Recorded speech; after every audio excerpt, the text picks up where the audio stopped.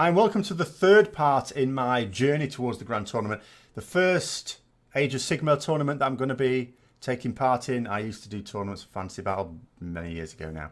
And it's going to be this May, first weekend in May, in fact. So, last episode, I looked at Legion of Asgore. This is going to be another Legion one. This is going to be Legion of Nagash. So, little blood motif there. With Legion of Nagash, what I'm wanting to think about is what are the great strengths of it and how would it be useful for tournament play? Well, first of all, you can have fairly solid units, not in terms of the fact that they're going to be able to withstand a lot of damage, but you can replenish it quite quickly and easily. So the list at the moment that I've sort of thought about is this. So what we've got there is Manfred. On the other side, Prince Vordrai. You've also got a Necromancer in the back, so those are like the leaders there, the heroes. All of those heroes can raise up or heal D3 wounds on summonable mobs. It doesn't work for, you'll notice there's some Blood Knights in the cavalry pack, but it will work on everything else. And they can, you know, and in the case of, say, the Skeleton Warriors, that is basically going to be D3 new skeletons brought back again. So they've got the capacity, you know, on average, you'd say, as long as I'm in range of those Skeleton Warriors, that'll, you know, that might be a big if, because you can see Manfred and Prince Vordrai are going to be fairly mobile. They may well get out of range, although Manfred's got a fair old range on his. But they may get out of range of those. But, you know, that's an average of 6 skeletons returned each time. So, and they start off with a full-size unit of 40. And at 40 as well, as long as they've got more than, you know, in excess of 30, they're actually pretty decent in combat as well. So there'd be nice solid blocks to get themselves over to objectives and hold them, with the Necromancer keeping up the rear there. In terms of other battle lines, so there's 2 Skeleton Warriors, then there's Direwolves. Just a minimal sized unit of Direwolves, you'd sort of think, well, generally you might want about 10 or so, but I'm getting such expensive beasts that I just thought, I mean, I could have gone for another 10 Direwolves as opposed to 5 Black Knights. I could change on that still, you know, maybe 5 sets of Direwolves. Potentially 5 sets of Direwolves as opposed to one big block of 15 or even a 10 and a 5. The advantage is that you've got an ability with these Legion of Nagash that you set up gravestones around the battlefield there. And as long as you've got a character within range of it, and if you've got a summonable unit that's been completely destroyed, you can spend a command point on bringing it back and sticking it near, as long as you can put it near the graveyard and more than 9 inches away from enemy units, then you've got that potential. So you know, a small unit just runs forwards, absorbs a load of damage, maybe does a little bit of damage if it can charge into something, and then you just bring it back. I quite like the sound of that, but I also like the sound of it, as I say, for the Black Knights. I'd actually quite like the idea of having the Black Knights run into something, maybe break itself on it, do some damage. They can do some damage on the charge, and then and be brought back. You know, it'd almost be annoying if an opponent killed off 4 of them and there was 1 left. Like, couldn't you have just killed it? Then I can bring the whole lot back. But you know, because for the bringing D3 wounds worth back, that's not always straightforward for a Black Knight, of course, because they have 2 wounds each, which means I'd have to roll at least a 2 to bring anything back, and then that's just likely 1 model. But it does at least give me the possibility of that. And then, you know, the idea is the Direwolves and the Black Knights. I know missile screens don't work quite, they're not quite as effective in Age of Sigmar, but the Blood Knights in the back there, they get a charge in on something, and they're beasts, absolute beasts. Downside to those is there is actually a spell, I would likely give it to Prince Vordrai, which could be used to heal some of their wounds if he gets the spell off. But because what it does is it does D3 wounds to an enemy unit, and then he can transfer those wounds to healing of a death unit, which could be himself or could be the Blood Knights. The intention would be the Blood Knights and Vordrai very much working in unison together. Now, I've not necessarily thought out the detailed strategy, but that's the general idea. So if we have a quick look at each individual unit. So Manfred, of course, double wizard, so he's got 2 spells that he'll get to cast. He's a bit of a beast, of course, in combat. Only 11 wounds. You know, for something that expensive, that's not a lot, so you have to be a little bit careful. But, you know, just have to see how that goes. But I am a little concerned by the fact he doesn't have that many wounds. So I'd have to be careful where I put him. Very important that he doesn't get his head blown off. Very important that, you know, he gets a charge in, I think, as well. In which case he could be very, very useful. Prince Vordry, different beast. He, you know, has not only got more wounds, he's got the goblet, of course. He can bring D6 wounds back as long as I can use it at the start of a hero phase. So that should be quite useful as well, just to top him up. And again, I'm likely to give him the spell that allows him to do D3 wounds on an enemy unit, and then he could use those D3 wounds to heal himself, if not on something else. So that's, you know, that's really useful. He's on a dragon, of course, zombie dragon. So this is also going to be a bit of a beast. And again, on a charge, he gets a bonus on the charge. So he's going to rip a new arsehole into anything that he charges there. And the Necromancer, Van Hell's Dance Macabre, you know, just being able to use that on the skeletons doesn't need to be on anything else, doesn't need to be on anything cavalry. You know, it only works on a summonable unit anyway. The skeletons will be, you know, they're nasty enough as long as you maintain numbers with them. The idea of being able to pile in a second time during a combat and basically have us, you know, so you're not only going to be able to get more skeleton warriors surrounding a unit that you might get into combat with, as long as there's not a line, but another attack as well. Bargain. And I'm giving them spears, so I should be able to get plenty of attacks in there. But the Necromancer, of course, not really a combat beast. I want that in the back. I want that hidden in the back. Not attracting too much attention, because otherwise it's dead. It's dead. So on to the actual unit. So the skeletons themselves would be the main blocks here. These are the ones that need to win the battle effectively. Never mind about the stuff that can deal out the damage. You win the battle, of course, with objectives. I want to get these things on objectives. There is a possibility, because again, you know, there's an ability on deployment where I could have a unit in reserve and it pops up in range of a graveyard. Again, it has to be set up within range, and it has to be set up more than 9 inches away from enemy units.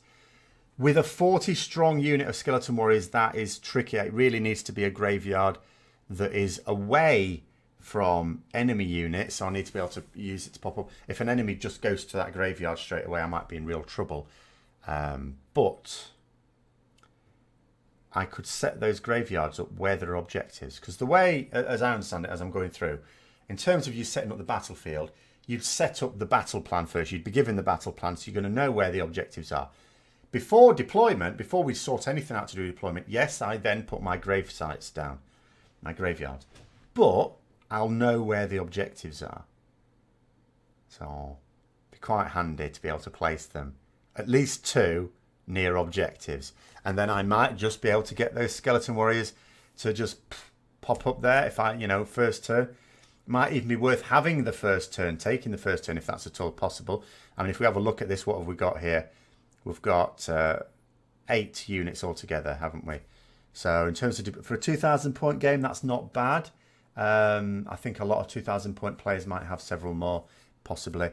In which case, maybe there's a decent chance that I'd be able to imagine. Some people may have battalions as well. Reasonable chance that I might be able to choose who goes first.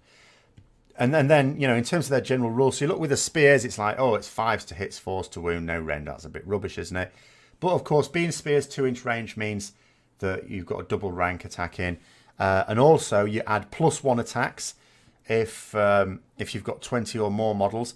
2 attacks if it's 30 or more models. So that'll change it to 3 attacks, basically, as long as I maintain at least 30. And also +1 to hit rolls if they're within 18 inches of any friendly death heroes. At the very least, I expect them to be in range of the Necromancer, I hope. So it'd be like 4s to hit, 4s to wound, 3 attacks each. There could well be a hell of a lot of skeletons with spears. doing that. So that's bound to cause some damage. In return, of course, they're not very likely. I mean, against damage that doesn't have a rend on it, they get a 5-up save. Against anything else, they get no save. It's one of these weird rules. So they get a 6-up save. Obviously, if there's any rend at all, you're not getting that save.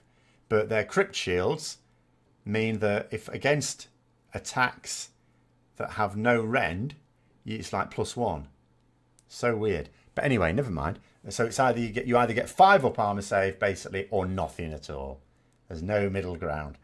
And as I say, you can replace them back anyway. So, you know, I'd be quite happy with those. And could you imagine as well, someone going to all the trouble of actually destroying an entire unit of skeleton warriors, and then I just go, oh, do you know what? There's a gravesite over there. I'll just pop them back again for a command point.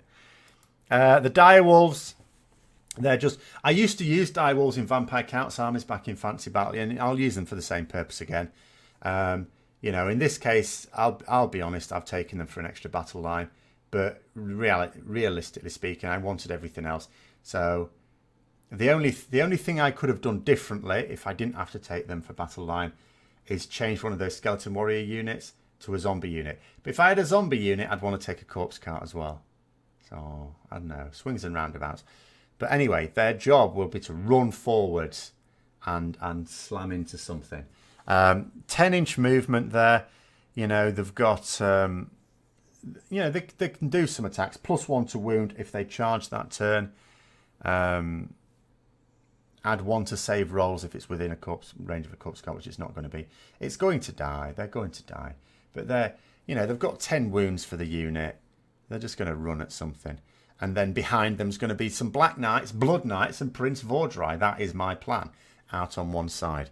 So, or maybe if that's not, I feel that's not needed, they can just run quickly and grab an objective. You know. Black Knights. I like the Black Knights. Nice cheap unit, only 120 points for 5. The other thing I quite like about these sort of units as well, these, like, you know, with the hornblowers in this army, like hornblowers give usually varying bonuses. Like, for example, with Chaos Warriors, it's things like +1 to run and charge, which is always nice. This one's super nice because it means, I mean, it's not a bonus as such because it doesn't add anything, but it just means if you declare a charge, whatever you roll, you will be able to charge at least 6 inches. So you don't have to fear the double 1. You know, if you get yourself and have to stop the 3 and a bit inches away, because you've got plenty of movement to get in, but of course you can't get into combat during the movement phase. So you have to stop you 3 inches away. And then there's always that fear, and I've done this. Everyone will have done it, I suppose, after enough time. And you get the double 1, and then you've knackered your whole tactic. You know that's not going to happen. You can definitely charge at least 6, which is 1 below the average of 2d6 as well. So that is really useful as well. And on the charge, as I say, they've already got, as it is, 2 attacks, 3s and 4s, no rend, of course, as well as the ninja steeds. They're always really useful. But on the charge, +1 to wound roll, so that'll be 3s and 3s, and also 1 to the damage characteristics, so it'll be damage 2 from the lancers. So that'll be quite handy as well. Just as with the skeletons, they've got those crypt shields as well. So against, you know, I mean, this time they do at least get a save if it's like rend 1. But if there's no rend on it, they're going to have a 4-up save as well, which is nice, and 2 wounds each. But again, largely thinking of these as sacrificial. These are not things that I intend to keep alive. Does me no harm at all to run into something, do a bit of damage, and then die. Because like I say, I can spend a command point bringing it back, and hopefully there'll be a suitable graveyard. There will certainly be graveyards that I can bring it up in, you know, and even if I have to put it in a graveyard back in my own territory and have it run across the battlefield again, it's coming back. You know, I definitely think I'll be able to spend a command point or 2 bringing some of these units back. So that'll be really useful as well. And then the pièce de résistance. The Blood Knights, 5 Blood Knights, 3 wounds each, basically vampires on steeds. 3 attacks each, 3s and 3s, -1 rend, 1 damage. But again, on the charge, where's their charge bonus? Because they get a decent one here. Damage characteristic of the... And note, lancers or blades. Like with some heavy cavalry, it's like you have to choose between a lance and a blade. And it's usually like the blade does more damage, but the lance does more damage only on the charge. This time, you don't have to make that decision. There's no decision to be made. you're having weapons, it makes no difference. Model them with lances or blades, it doesn't really matter. It's the same rules. And on the charge, you're going to do D3 damage with them. The other thing is if you go to unit and you actually, because I say the downside here, I can't use my vampires to boost their wounds back up. I don't have spell. Well, no, Prince Vordry, I can get, there's a spell in the Law of Vampires, which I could potentially use to heal some up. I won't be able to bring any back, though. It will only be healing. So if any die, I can't bring them. There's nothing I have to bring them back. But if they take a wound or so, then, you know, if they've killed any models, they can heal 1 wound as well. So there's a little bit of scope there potentially as well. And with 3 wounds, you can usually take 1 or 2 and get some benefit from that roll. But they are going to do so much damage if they get a charge in. And bear in mind that I've got a couple of decoy units that are supposed to draw off the potential for me to be charged. I'm hoping that I should definitely be able to do that. I mean, 10-inch movement should certainly be able to do that. And you know, and they get the same sort of rule, as I say, of all of the ones that get hornblowers in this army, Legions of Nagash. This is the standard thing. You're always going to have a 6-inch charge. So I know if I can get within 6 inches of something, I am going to be able to charge it. That's all there is to it. So you know, it's certainly one I would think I'd be able to cope with, because like pros and cons with the Legions of Asgore that I was talking about before. With these ones, I'm less sure about my ability to deal with certain monsters, but when I say monster, I don't just mean literal monsters. I mean monsters of characters sometimes as well, the really horrible ones. But the idea of being able to quickly get to an objective and just set up and defend, and normally when we're deciding who goes first, I always say if your opponent can't do anything, make them go first. They waste a turn. Remember, there's limited turns in this. Like, the other benefit of that is that you're also giving yourself more time effectively to make sure you can finish the game. Because if they can't do much, if all they can do is cast a Mystic Shield and shuffle up, if they indeed want to shuffle up, there's not a lot to that. Whereas with something like this, I'd be looking at it and thinking, generally speaking, what can I do if I take the first turn? Not a lot. Not a lot. I could move right up and then be charged myself. I don't really fancy that. So all I can do is cagely move up. So normally I would think, I don't really want to go first. But those graveyards mean actually, potentially, yes, I do. Because if I look at a graveyard and if I think to myself, because the problem with putting something in reserve, if there isn't anywhere therefore useful to place them on the first turn, I've wasted my time. But with cunning placement of the graveyard sites, and I get like 4 of them, I have to put 2 in my territory and then 2 anywhere else on the battlefield. So that could be 2 in the opponent's territory. So I'd quite like to put them. I could easily put them within range of the objectives, because when you place them near a graveyard, you place them within 12 inches of it, more than 9 inches away from enemy units, and they have to be wholly within 12 inches. Again, that's the slight difficulty with a 40 model unit, but you can do it. So I don't have to place the graveyard sites right next to the objective. I would ideally like to place them as far up as I can, but if I just place 2 objectives rather, 1 each, just for the purpose of dumping skeletons, like putting the skeletons in reserve and then just dumping them down. Potentially the Necromancer as well. I don't want to leave him in the middle on his own, having to run up to the skeleton warriors. Then, it's like I can be capturing 2 objectives, depending on the battle plan. And then it's like, go on then, shift these off it. Shift him off it.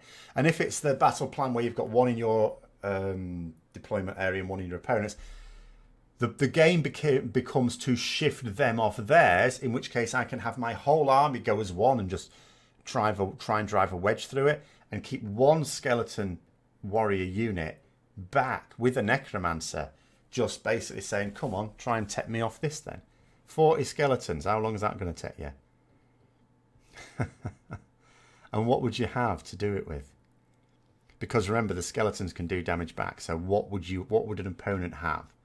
to be able to shift a unit like that off. Because it's not like they could dare go back with everything themselves. Because otherwise, you know, I'd be in the way. So yeah, I'd be happy with this. I have to say, I'd be happy with it. But I'm still mulling it over. At the moment, I have to confess, I'm still slightly in favour of the Legions of Asgore. Just slightly. Now, one final thing. You might be wondering yourself, oh, I thought Legions of Nagash. I thought you would take Nagash. You keep going on about monsters and be worried about it. And I have to say, if I line up against an opponent that has Nagash, I will be concerned. Absolutely. And I'm not ruling out making a list of Nagash. I mean, just look how many rolls he's got. And of course, while he's on 0 wounds, like in your first turn, if you're going to go chucking spells around, he can cast 8 spells. Downside is, in order to be able to cast the 8 spells, because he has 2 spells on his card. He could cast a Mystic Shield as well, sure, why not? He also knows the spells of the other wizards in the army. And you'd absolutely prioritise having him cast them, even if it meant one of your other wizards couldn't cast anything. But in order to benefit from that rule, you need other casters. You need at least 2, preferably 3. Now 3, I've pretty much come to the conclusion, unless I want virtually no troops and just to make a character army, is difficult. Because apart from anything else, you want them to be different casters. It's no good just getting, say, 3 necromancers, which would be the cheapest way to do it, because, you know, each of those necromancers can have a spell from the lore of death mages, and Nagash could nick those. But then what would they have to cast? Because although, yes, you prioritise casting spells on Nagash, you still want your other wizards to be able to cast. I mean, if I've got 3 other wizards, let's say, and Nagash casts 8 spells, and I can still cast another 3 spells, that's 11 spells I'm casting. And it sounds really powerful. And the fact that you also don't want to get close to Nagash, because not only is he quite well defended against like mortal wounds, which is the normal thing you would try and chuck against him, as well as any wounds, indeed, unless you've got a massive rend. He's got plenty of wounds. He's got nasty attacks of his own, and he's got an instant death spell, and it is the worst of any instant death spell.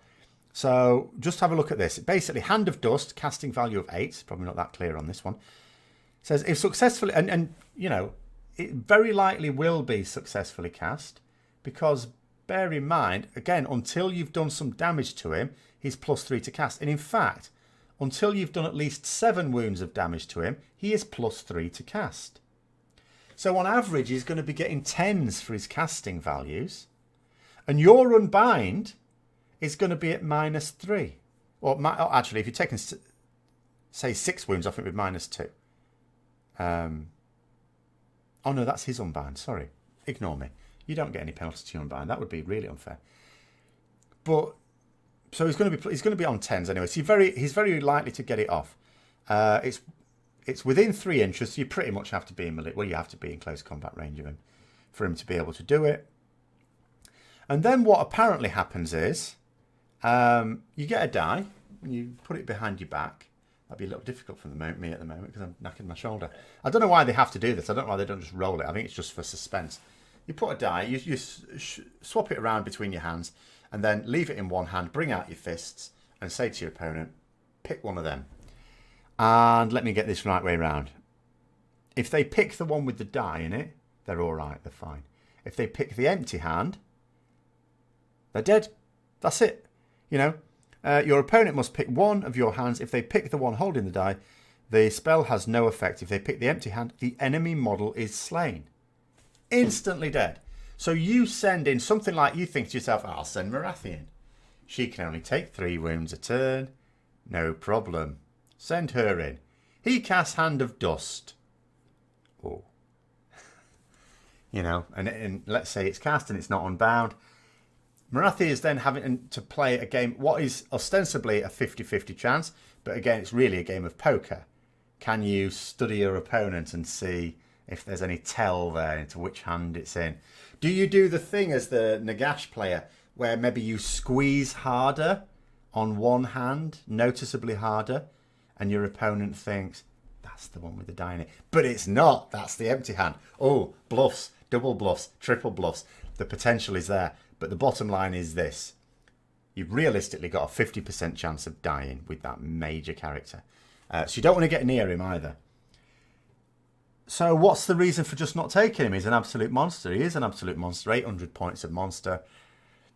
I mean, the reason is because I wouldn't want to have him just run out headlong into something. I want him around his units. So he's not going to be rushing into a combat. I don't want to get him into a horrible combat either, because he can be killed. But the other thing is this. If you look at the actual spells, because you think, oh, 8 spells and +3 to cast, marvellous. I mean, Hand of Dust, 3-inch range. The Soul Stealer, fair enough, is 24-inch range. So, you know, that... But, you know, still, I don't think that's a great spell. What it says is Soul Stealer, casting value of 6. To successfully pick an enemy unit within 24 that's visible to them. Well, it's a big model. Everything will be visible, just about. And then you've got to roll your 2 dice. It's your classic bravery one. If the total is greater than their bravery, then it suffers D3 mortal wounds. If it's at least double the unit's bravery, it suffers D6 mortal wounds. For each mortal wound inflicted, heal 1 wound allocated to the caster. So it sounds fine. And against some units, that'll be all right. But against plenty of units, it won't. You know, against another death unit, well, they're very likely at any rate to have bravery 10. You're not likely to score more than that on 2d6. You know, even against some of the weaker ones, you know, the ones with lower bravery tend to be the ones that are cheaper models, and therefore you can put in larger units as well. So, you know, and obviously every 10 models you get +1 to your bravery. So it's not one that, even if you've not only got to cast it, okay, that should be fairly straightforward, and not have it unbind, okay, chances are in your favour there. But then you create a situation where you've still got to roll some dice in a situation where you're not likely to be successful. So that's not brilliant. So then you look at, okay, but that's only 2 spells. He's got like another, you've got loads, it depends on how many casters you've got loads of other spells. There's the Law of the Vampires and there's the Law of the Necromancers. None of them, they're not generally very offensive either. The Law of the Vampires ones tends to be the more aggressive types of spells, as you might imagine, but they also tend to be shorter range. They do tend to be quite short range. So, and then the Death Mages ones tends to have longer range, like 18-inch range, something like that. But again, not all of them are all that useful, and some of them, you know, are like buffs or debuffs rather than doing outright damage. So his damage potential is limited. He just happens to be nasty. Potentially. It's one of these things. You either get him stuck. He's got to go forward. Because the first turn, if your opponent, if I faced up against a Nagash player, I think I would, it depends if they put things on reserve. Because if you try and pull my trick, I probably might have to go first. But generally speaking, I would look at the situation and think, right, you can go first. Because I know Nagash can cast almost nothing. In his deployment zone, he can cast nothing. He'd have to rush forwards to be able to cast anything at all. Even then, he wouldn't be casting his full suite of spells. And if he does rush forwards, then I can mug him. Because, okay, he may well be, you know, quite nasty. And he may well have his instant death spell. But if I can rush him with nasty troops, not so much... I'd be very wary about putting a character in there. Unless I felt I could kill him before his next hero phase.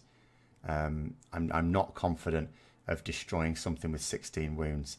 But, so yeah, there's pros and cons to him. But the main one is just, it's so many points. I'm not saying it wouldn't be worth it in some ways.